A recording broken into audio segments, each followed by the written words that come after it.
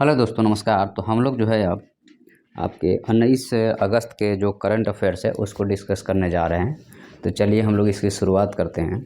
और सबसे पहला जो करंट अफेयर्स है आपका वह है आपका national council of the teacher education.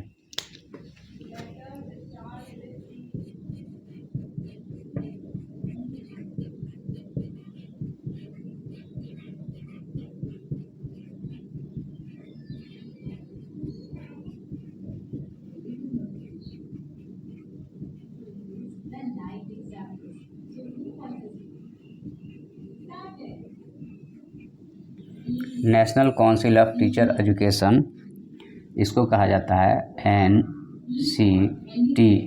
ठीक है। तो यह जो है सो आपको टीचर एजुकेशन में क्या होना चाहिए उसकी गाइडलाइन बनाना का काम करता है। तो इसको एस्टेब्लिश कब किया गया था? इसको एस्टेब्लिश किया गया था 1993 में। इसको एस्टेब्लिश किया गया आपको 1993 में, और यह एक स्टैट्यूटरी बॉडी है।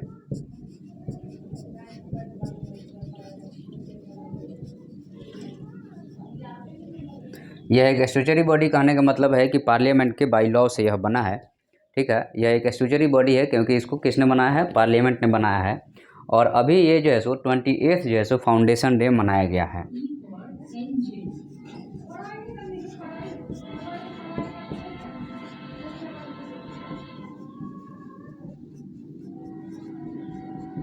अभी यहाँ पे 28 फाउंडेशन डे मनाया गया है।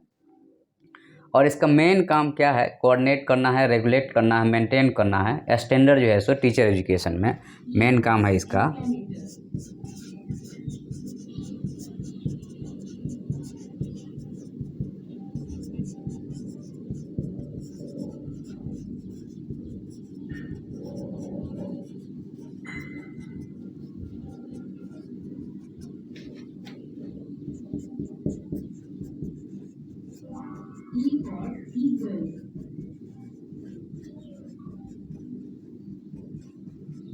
इसका मेन काम है कि कोऑर्डिनेट करना है, रेगुलेट करना है। कोऑर्डिनेट करना है, रेगुलेट करना, मेंटेन करना है टीचर एजुकेशन को। ठीक है। टीचर एजुकेशन में क्या होना चाहिए उसके बारे में। उसके अलावा जो है so national council of the teacher education engage करता है रिफॉर्म करना टीचर एजुकेशन सेक्टर में। ठीक है।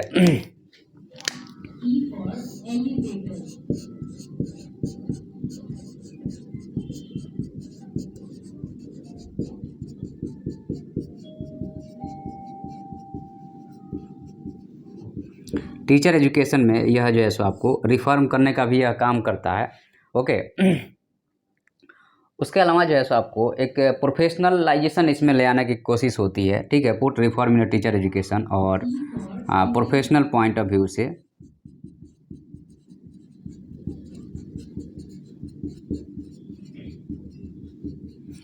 और उसके अलावा इसका जो हेड क्वार्टर है वह कहाँ है? तो दिल्ली में है। तो आपको मेन पॉइंट याद रखना है कि यह जो है 1993 में एस्टेब्लिश किया गया था और यह एक स्टैट्यूटरी बॉडी है। याद रखिएगा क्योंकि पार्लियामेंट के बाई लॉ से बनाया गया है। बस इसमें इतना ही याद रखिए, इससे ज़्यादा की ज़रूरत यहाँ पे नहीं है। ठीक है। अब हम लोग आगे बढ़ते हैं और नेक्स्ट हम लोग देखेंगे आपका थोड़ा सा कामाख्या टेम्पल के बारे में।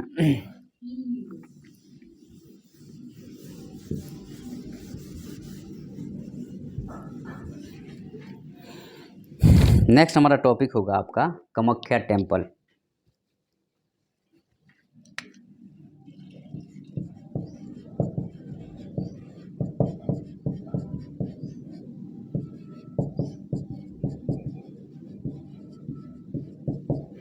तो जो कामाख्या टेम्पल है, अगर इसके बारे में आपसे पूछा जाए तो सबसे पहले आपको याद रखना है कि यह किस स्टेट में लोकेटेड है। तो आपको यहाँ बताना है कि यह जो है आपका यह असम में लोकेटेड है, सबसे पहला चीज़।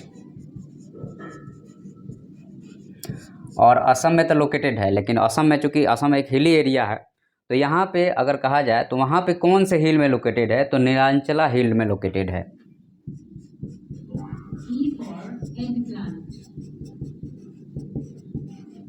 यह जो है सो आपका नीलांचला हिल में लोकेटेड है। यह जो कि एक तरह से कहा जाए तो यह जो है सो आपको नीलांचला हिल जो है सो जो कि असम में रेंज में आता है तो वहाँ पे है। और एक तरह से कहा जाए तो गुवाहाटी के वेस्टर्न पार्ट में है।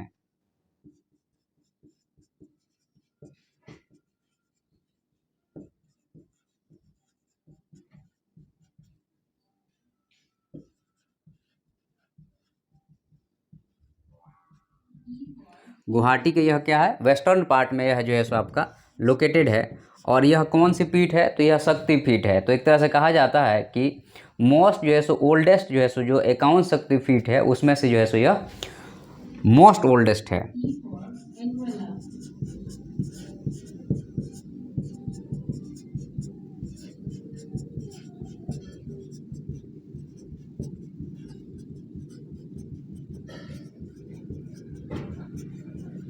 जो टोटल 51 शक्तिपीठ है उसमें से यह जो है सो आपका सबसे पुराना शक्तिपीठ है। उसके अलावा एक तरह से कहा जाए तो यह मंदिर जो है सो एक तरह से कहा है कि माँ जो है सो आपको माँ कामाख्या का है।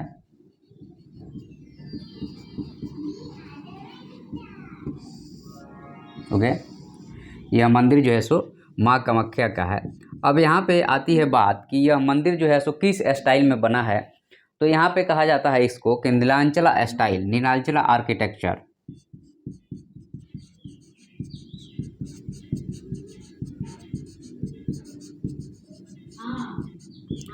और जो नीलांचला आर्किटेक्चर है तो यहाँ पे इसकी खासियत क्या है, तो इसकी खासियत है यहाँ पे कि एक तो ये जो है सो आपका नागरा स्टाइल हो गया,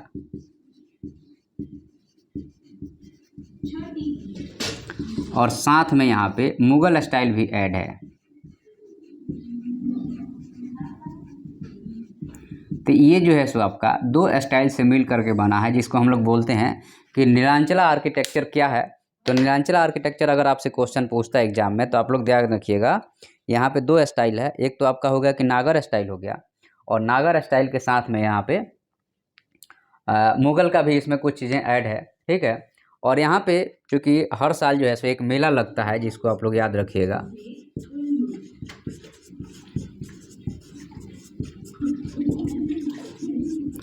अम्बुबाची मेला या फेस्टिवल मोस्ट यहाँ पे इम्पोर्टेंट है। और यहाँ पे एक तरह से कहा जाए तो यह जैसे एक तरह से तांत्रिक प्लेस है, मतलब कि यहाँ पे जो है सो तांत्रिक कल्ट के लोग जो हैं, यहाँ पे कल्चर के लोग जो है यहाँ पे अपने पूजा पाठ करने के लिए आते हैं, ठीक है। तो यहाँ इनके बारे में आप लोग याद रखिएगा, बार बार कभी ना कभी किसी न किसी एग्जाम में पूछ देता है इनके बारे में फैक्चुअल चीज़ें, तो ये आपको क्लियर होना चाहिए, ठीक है। उसके बाद नेक्स्ट हम लोग देखेंगे आपका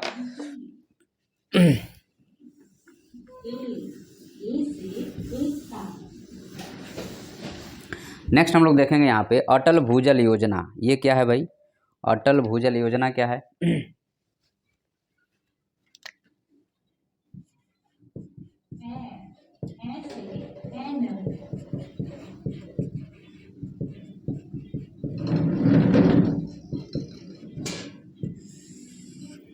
अटल भूजल योजना को एक और नाम दिया जाता है अटल जल।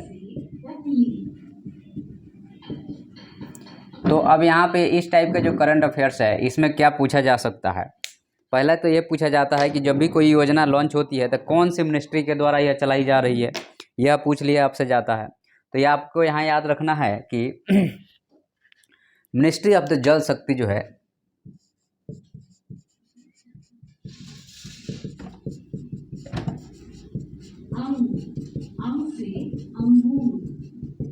मिनिस्ट्री ऑफ जल शक्ति इसको रन कर रही है, अटल भूजल योजना को। और अटल भूजल योजना में मेन जो काम है एक तरह से कहा जाए तो हमें क्या करना है कि मेंटेन करना है ग्राउंड वाटर को।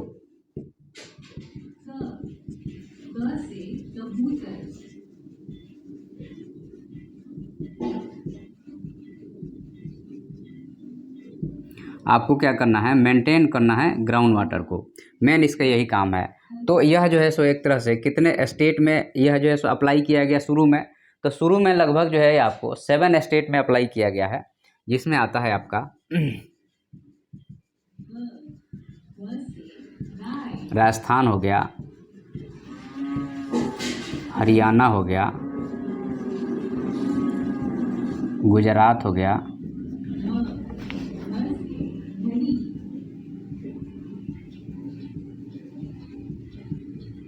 महाराष्ट्र हो गया, कर्नाटका हो गया, और एमपी हुआ। कितना हुआ, 1 2 3 4 5 6, एक स्टेट और है। तो आपको राजस्थान हो गया, हरियाणा हो गया, गुजरात हो गया, कर्नाटका, मध्य प्रदेश, महाराष्ट्र, राजस्थान और यूपी जो है सो यहाँ पे एक और स्टेट है जो कि आपका उत्तर प्रदेश है। तो ये 7 स्टेट में यहाँ पे इसको अप्लाई किया जा रहा है। और यहाँ पे मेन एम यही है कि हमें कैसे करके आपको वाटर लेवल को बढ़ाना है, वाटर टेबल को आगे बढ़ाना है, ठीक है। और यहाँ पे मेन एम रहता है आपको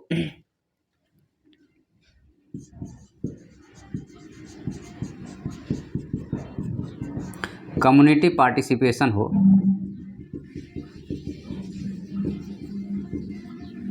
एंड जो डिमांड ड्रिवन अप्रोच अपनाया जाए,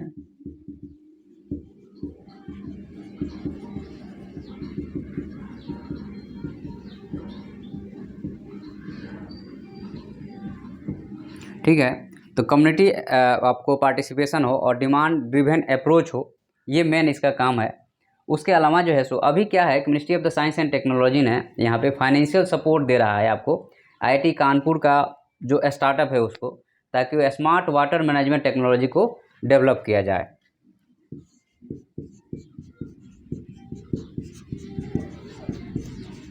फंडिंग कौन कर रहा है?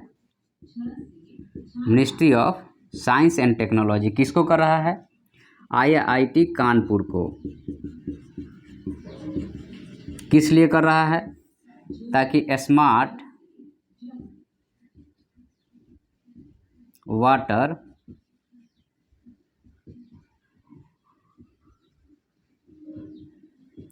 मैनेजमेंट टेक्नोलॉजी को डेवलप किया जा सके, ठीक है। तो ये जो है सो कुछ आपको बेसिक चीज़ें हैं जो आपसे हमेशा एग्जाम में पूछी जा सकती है। आगे हम लोग बढ़ते हैं और नेक्स्ट करंट अफेयर हम लोग देखेंगे आपको आर्टिक एम्प्लीफिकेशन के बारे में।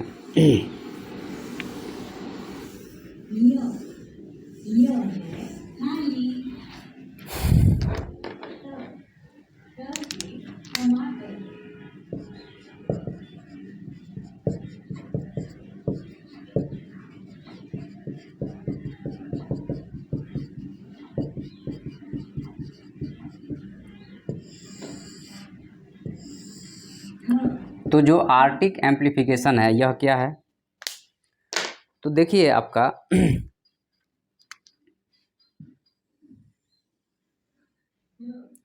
यह आपका नॉर्थ पोल हो गया और यह साउथ पोल हो गया।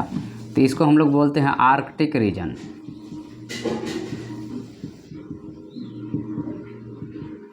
और यह अंटार्कटिक रीजन,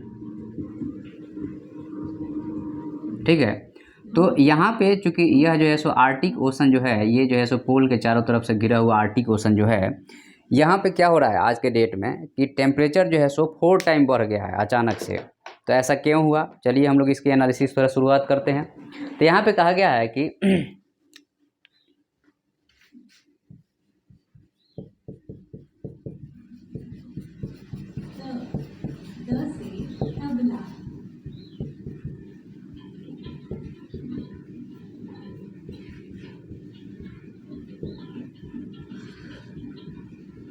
वर्ल्ड से जो है यह 4 गुना तेज़ी से जो है सो हीटअप हो रहा है। तो 4 गुना तेज़ी से हीटअप होगा तो यहाँ पे क्या होगा? बर्फ़ का जो है सो एक तरह से कहा पिघलना शुरू हो जाएगा, क्योंकि यहाँ पे क्या है, यहाँ पे चारों तरफ से क्या है, तो बर्फ़ ही बर्फ़ है। तो यहाँ पे मेन बात हमें ध्यान रखना है कि आर्टिक एम्प्लीफिकेशन का मतलब enhancement of the near surface air temperature, मतलब कि जो नियर सरफेस एयर टेम्परेचर है और आर्टिक के बाकी जो आपका लोअर लैटिट्यूड से है उससे ज़्यादा टेम्परेचर, मतलब कि यहाँ पे ये हम ए अगर लिख देते हैं,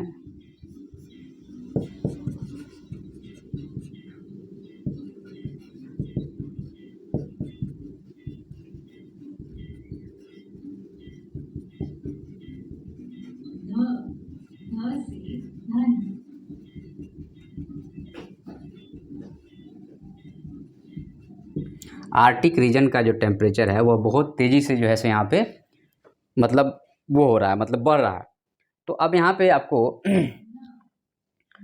तो यहाँ पे आपको मेन चीज़ क्या है कि जो चूँकि यहाँ पे सूरज की लाइट आती है और यहाँ पे जब आइस है तो अल्बेडो हो जाता है, तो जैसे आई वही चली गई। अब ये जबकि अब जब ग्लोबल वार्मिंग हो रहा है तो ये खाली होगा तो ये लाइट लौटेगी नहीं, ये क्या करेगी, यहीं पे सोखना शुरू हो जाएगी। तो ये जो है सो आपको यह फिनोमिना क्या करेगा, आपको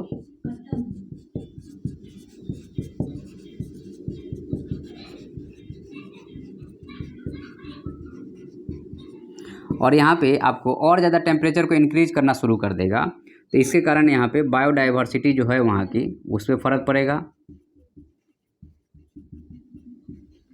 और जो लोअर लैटिट्यूड वाले लोग हैं वह जो है सो सिंक होने लगेगा, डूबने लगेगा। और इसके अलावा क्या होगा यहाँ पे मानसून, इंडियन मानसून में भी इससे फ़र्क आएगा। और इंडियन मानसून में जब फ़र्क आएगा तो इंडिया के फूड सिक्योरिटी पे भी फ़र्क पड़ेगा। उसके अलावा जो है सो आपको पीपुल माइग्रेशन भी शुरू हो जाएगा। पीपुल माइग्रेशन इसलिए शुरू हो जाएगा क्योंकि पब्लिक जो है, चूँकि जगह नहीं मिलेगा तो भागेगा एक जगह से दूसरे जगह। तो इस तरह से कहा जाए तो एक आपको chain of the series of the event शुरू हो जाएगा आर्टिक एम्प्लीफिकेशन से। तो इसको याद रखिएगा बस कि आर्टिक एम्प्लीफिकेशन वर्ड जो है यह इम्पोर्टेंट है, ठीक है। तो इस चीज़ को आप लोग ध्यान रखिएगा। नेक्स्ट हमारा जो है आपका यहाँ पे निदान पोर्टल के बारे में है। यह क्या है आपको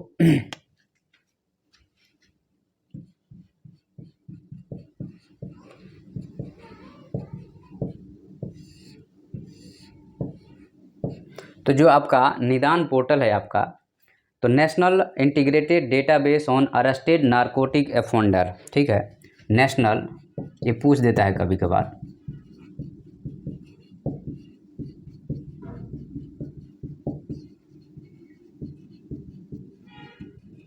नेशनल इंटीग्रेटेड डेटाबेस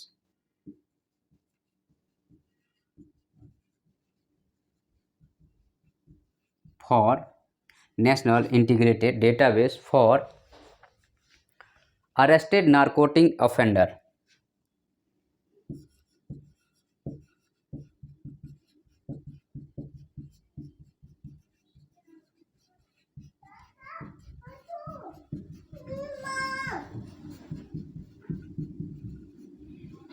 तो यह जो है सो आपका निदान हो गया। यह पोर्टल है, तो इसको डेवलप कौन किया है, ठीक है। तो यहाँ पे आपको एनसीबी जो है सो आपको इसको डेवलप किया है। तो एनसीबी आपको नेशनल नारकोटिक ब्यूरो जो है वह इसको नेशनल आपको कंट्रोल ब्यूरो जो है सो नारकोटिक कंट्रोल ब्यूरो इसको डेवलप किया है। और इसका एक तरह से कहा जाए तो यह फर्स्ट ऑफ इट काइंड है। अभी आएंगे, थोड़ी देर में आएंगे, वो नहीं अभी नहीं खोल रहे। यह फर्स्ट काइंड का है जो आपको एक तरह से कहा जाए तो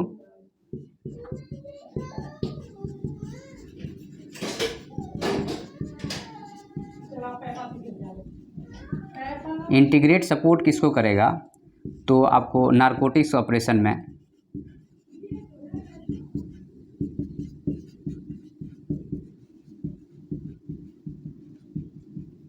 नारकोटिक ऑपरेशन के बाद में जो आपका जेल से रिलेटेड ट्रायल्स हो रहे हैं उसमें आपकी मदद करेगा।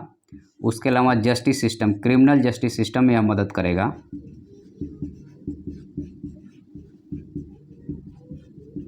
और आपको पता है बाद में इसको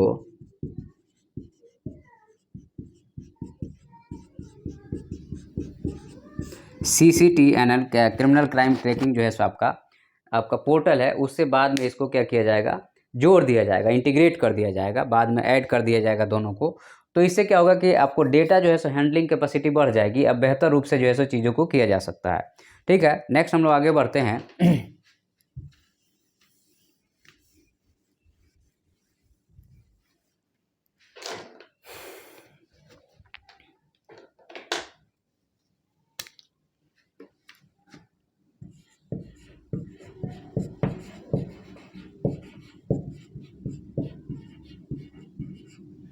कस्टम एक्ट 1962 में कुछ चेंज किया गया है, अमेंडमेंट किया गया है। तो यह क्या किया गया है, तो यहाँ पे मेन पॉइंट जो है आपका ये है कि यहाँ पे अमाउंट को थोड़ा सा बदला गया है, ठीक है। जो थ्रेशोल्ड लिमिट था उसके अमाउंट को बढ़ा दिया गया है। तो यहाँ पे आपका अरेस्ट होने के लिए आपका बढ़ा करके 20 लाख से बढ़ा करके अब 50 लाख कर दिया गया, ठीक है। कस्टम में मतलब कि जो आप बाहर से सामान लेके आते हैं उसमें है यह, ठीक है। तो आपको इसकी अमाउंट थोड़ा सा बढ़ा दिया गया है अरेस्ट करने के लिए। उसके बाद में यहाँ पे जो कमर्शियल फ्रॉड है उसको बढ़ा करके 1 करोड़ से 2 करोड़ कर दिया गया है।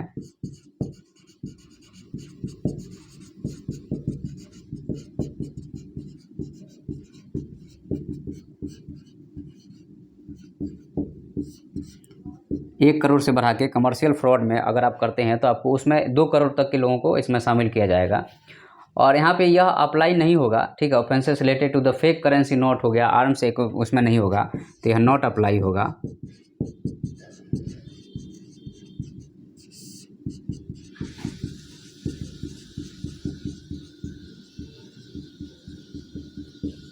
फेक करेंसी में आपका नहीं अप्लाई होगा, आर्म्स में जो है उसमें यह अप्लाई नहीं होगा, ठीक है। उसके अलावा जो है सो एक्सप्लोसिव हो गया, एंटीक्यूटीज हो गया,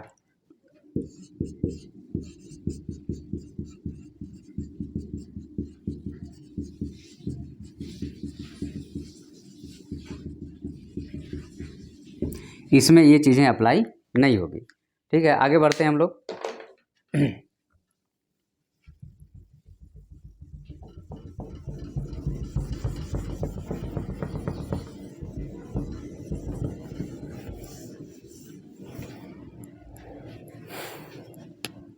अब यहाँ पे क्योंकि MDR जो है सो मर्चेंट डिस्काउंट रेट, इस पर एक बार आपको यूपीएससी ने क्वेश्चन भी पूछ दिया है, ठीक है। तो यहाँ पे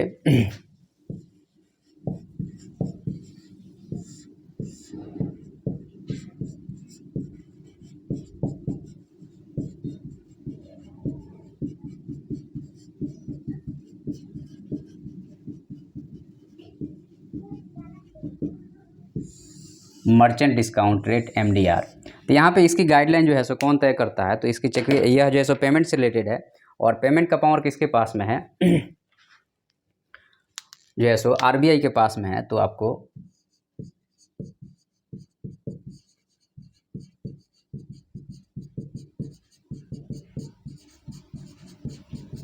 RBI इसको रेगुलेट करता है। अभी रिसेंट न्यूज में इसलिए है क्योंकि MDR को हटा दिया गया था। अब यहाँ पे RBI मतलब स्टेक होल्डर से पूछ रहा है कि इसको जो है सो हमको फिर से ले आना चाहिए, ठीक है। जो भी आपके UPI में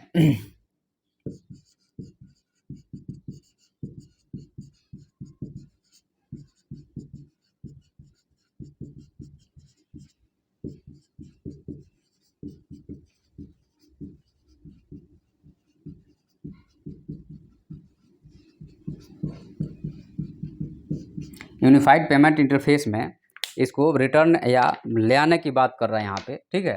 तो MDR जो है सो एक तरह से कहा जाता है कि MDR क्या होता है, इसको समझ लीजिए। यही क्वेश्चन पूछा था UPSC में। तो MDR जो है एक आपका फी है जो मर्चेंट क्या करता है, सर्विस प्रोवाइडर को देता है,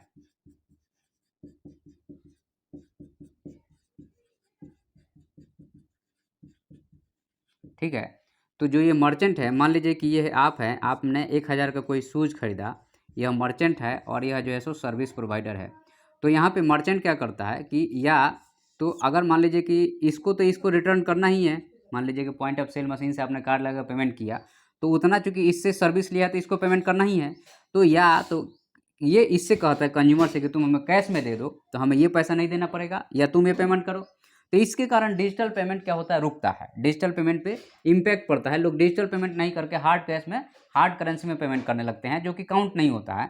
तो उस केस में ये जो MDR फी है, इसको क्या किया गया था डिजिटल इंडिया के टाइम पे, इसको कहा गया कि इसको हटा दिया जाए। तो अब यहाँ पे ये हैसल फ्री ट्रांसफ़र होने लगेगा, कोई दिक्कत नहीं है।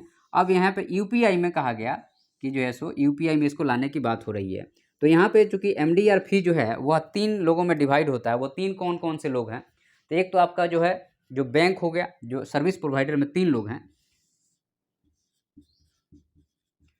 एक जो है वो बैंक हो गया, और दूसरा जो है सो जो नेटवर्क प्रोवाइड कर रहा है, और तीसरा जो है सो POS जो एस्टेब्लिश कर रहा है उसका। तो यहाँ जो POS मशीन है उसका हो गया। यहाँ पे 3 चीज़ें हो गई, एक तो आपका बैंक हो गया, दूसरा चीज़ हो गया आपको POS मशीन जो है सो वेंडर इंस्टॉल कर रहा है उसका हो गया, और तीसरा जो कार्ड नेटवर्क जो चला रहा है उसका हो गया। तो ये 3 जगह जो है सो यहाँ पे मर्चेंट को तो एक ही जगह देना पड़ता, फिर वो 3 जगह डिवाइड होता है, ठीक है। तो यहाँ पे ये चीज़ें क्लियर होना चाहिए आपको। उसके बाद में नेक्स्ट हम लोग बात करेंगे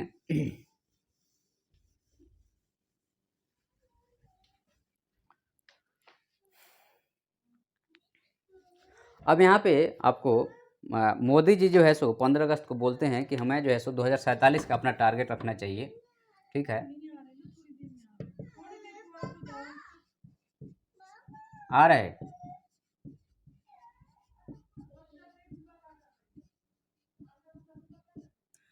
पीएम मोदी का 2047 का टारगेट क्या है, तो ये इम्पोर्टेंट है। ये आपको एक विजन ऑफ द इंडिया के बारे में बात हो गई है कि हम लोग जो है सो एक तरह से कहा जाए, क्योंकि आज के डेट में 25 साल हमारे पास बचा है, तो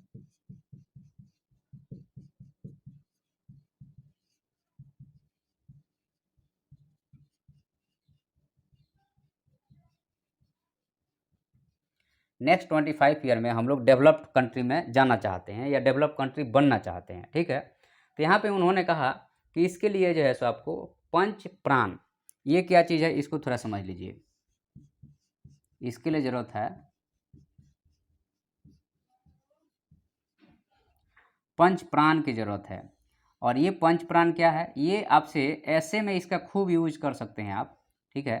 ऐसे में यूज कर सकते हैं, इसमें चापलूसी हो गया वगैरह वगैरह, जैसे 5 चीज़ें हैं।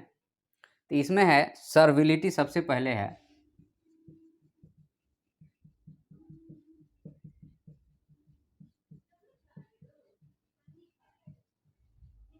सबसे पहले इसको बंद करो, चापलूसी करना हमें बंद करना पड़ेगा, सर्विलिटी हम खत्म करेंगे। 5 मतलब हमारा जो 5 प्राण है 2047 तक।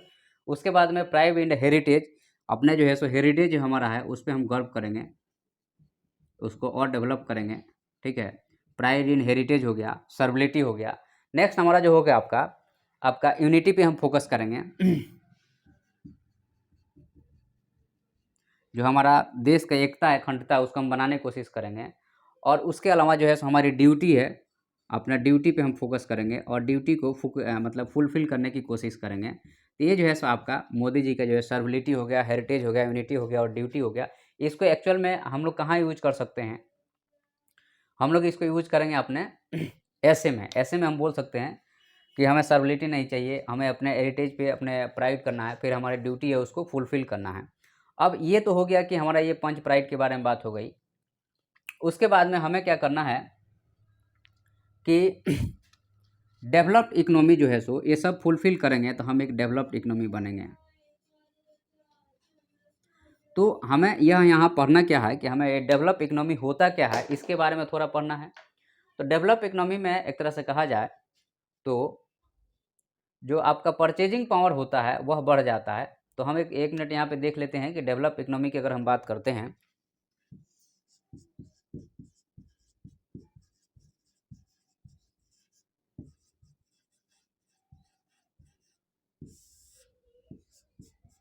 तो आपके पास में एक तरह से कहा जाए इंडस्ट्रियलाइज हो,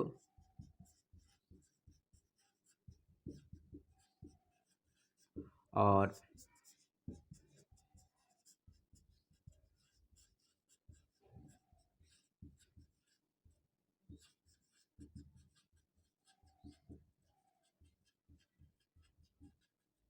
टर्शियरी और क्वाटरनरी सेक्टर अच्छा डेवलप हो, और एक तरह से कहा जाए तो आपको ग्रॉस नेशनल इनकम भी गुड हो, आपका जीडीपी अच्छा हो, और पर कैपिटा इनकम जो हो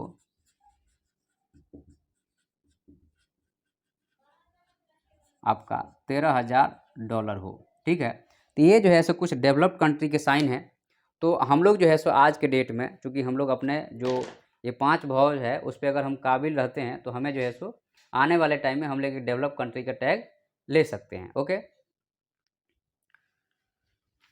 नेक्स्ट देखिए, करंट अफेयर्स कोई अलग से नहीं होता है, जो स्कीम चल रहा है उसी में कुछ ना कुछ होते रहता है और वही आपके करंट अफेयर्स बनते रहते हैं, ठीक है। कोई मतलब अलग से करंट अफेयर्स बहुत ज़्यादा नया बहुत कम मिलेगा आपको, चीज़ें जो हो रही है उसी में से आपसे चीज़ें पूछी जाएगी। तो यहाँ पे नेक्स्ट जो आपका है वह है आपका उड़ान, उड़े देश का आम नागरिक स्कीम, ठीक है। और ये 5 ईयर्स आपको सक्सेसफुल कंप्लीट कर लिया है।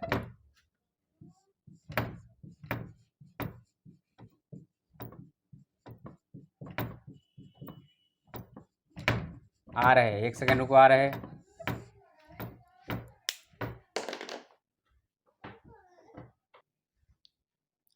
तो आपका उड़ान स्कीम जो है एक तरह से कहा जाए तो रीजनल कनेक्टिविटी स्कीम है।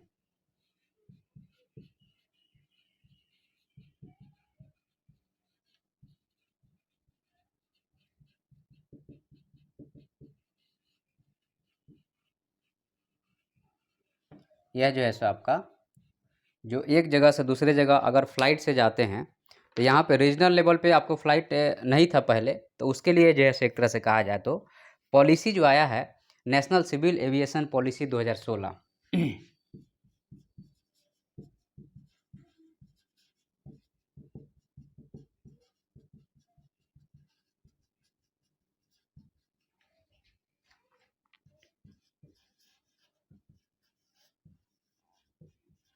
नेशनल सिविल एविएशन पॉलिसी 2016 के अंतर्गत में इसको लाया गया था। और यहाँ पे नेशनल का आपको जैसे एयरपोर्ट अथॉरिटी ऑफ इंडिया है वह इसको आपको अप्लाई कराती है। तो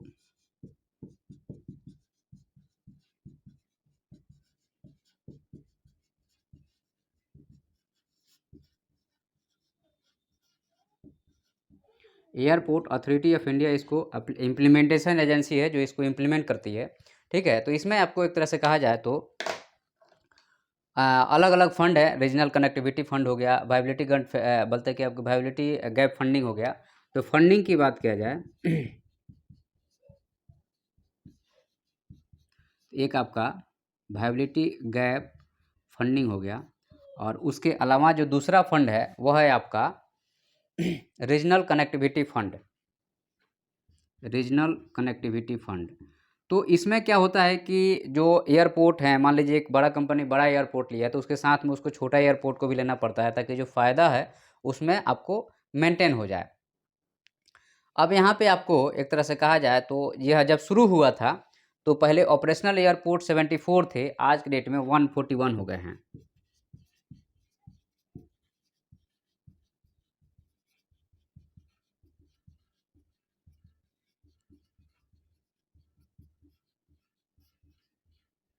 सेवेंटी फोर से जो हो गए हैं आज के डेट में 141 हो गए हैं।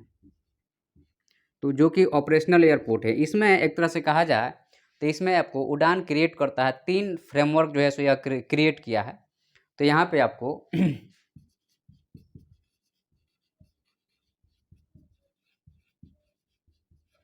और यह जो 3 फ्रेमवर्क है इसमें एक आपका है लाइफ लाइन उड़ान, मतलब कि जो एम्बुलेंस सेवा होती है उस टाइप के हो गया।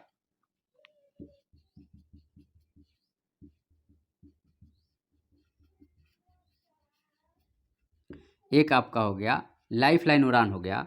उसके बाद जो दूसरा वाला है इसमें वह कृषि उड़ान हो गया, मतलब कि कृषि से रिलेटेड हो गया।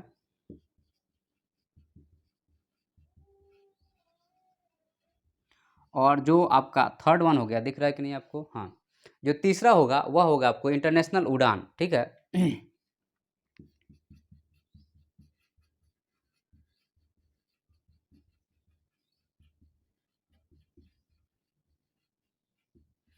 तो ये जो है सो आपका जनरली ये गुवाहाटी से लेकर के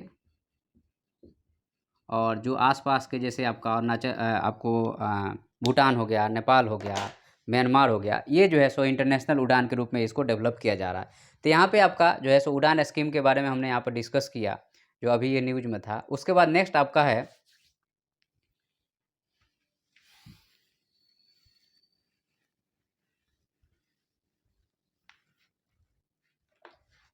यहाँ पे महानदी रिवर के बारे में एक फॉरकास्टिंग हुई है रिसेंटली कि यहाँ पे बहुत तेज़ बारिश होने वाली है। तो उससे रिलेटेड जो है उसको हम लोग देख लेते हैं एक बार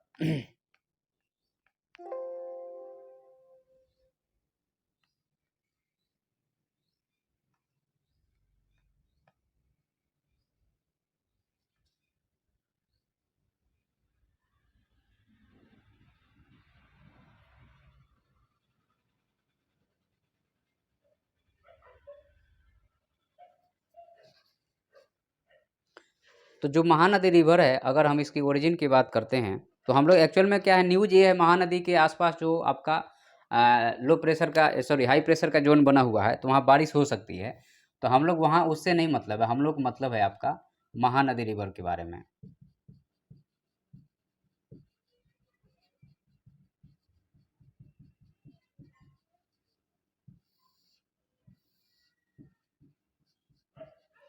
तो इसमें जो हम लोग देखेंगे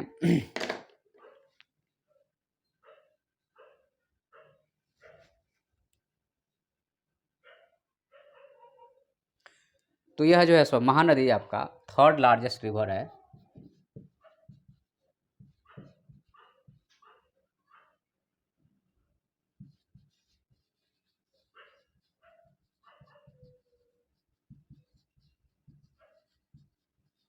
तो थर्ड लार्जेस्ट रिवर में सबसे पहले आपका गोदावरी आती है, फिर आपका कृष्णा और फिर जो है सो महानदी।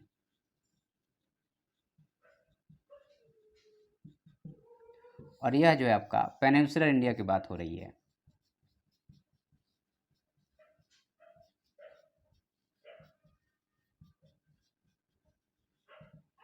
यह आपको पेनिनसुलर इंडिया की बात हो रही है कि यहाँ पे ये जो है सो आपका तीसरी बड़ी रिवर है और उड़ीसा की लार्जेस्ट रिवर है।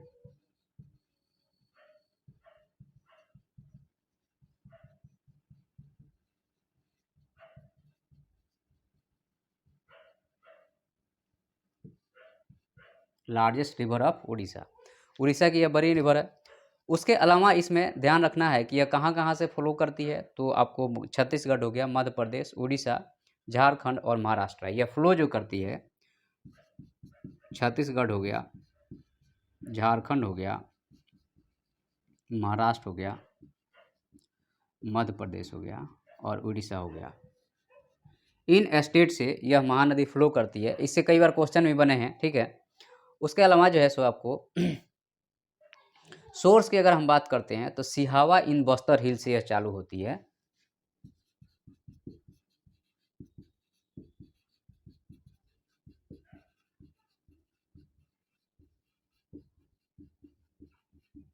बस्तर हिल सिहावा से यह ओरिजिनेट होती है और फिर यह जो है सो धीरे धीरे फ्लो करती है। और यहाँ पे एक तरह से कहा जाए तो जो मेजर इसके ट्रिब्यूटरी की बात किया जाता है तो ओंग हो गए, तेल हो गए और जोंक हो गए।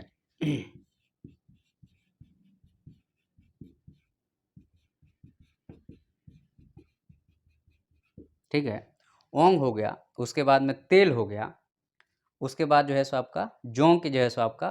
तो यहाँ पे आपका ओंग जो है वो लेफ्ट की है, ये जो है सो आपको लेफ्ट से है और ये दोनों जो है सो राइट से आकर के मिलती हैं महानदी में। और इसके बाद में जो है सो महानदी डिस्प्यूट ट्राइब्यूनल जो है 2018 में बना है, ठीक है।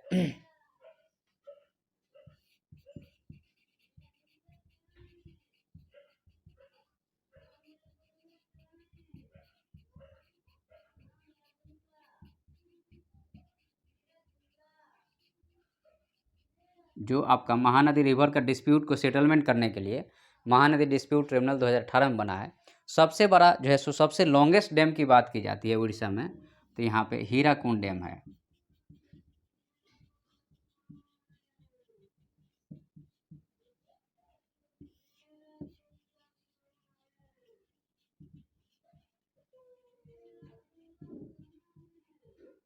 उड़ीसा की जो है सो आपका लॉन्गेस्ट डैम जो है सो यहाँ पे हीराकुंड डैम है। उसके अलावा जो है सो ये बहुत सारे वाटरफॉल का भी निर्माण करती है। और यहाँ पे आयरन, स्टील, एल्युमिनियम, पेपर मिल वगैरह यहाँ से इससे चलते हैं। ये सारी चीज़ें बात की गई है, ठीक है। और इसमें जो है सो कई बार क्वेश्चन भी आ चुका है। तो आज के करंट अफेयर्स में आपका इतना ही है। Thank you.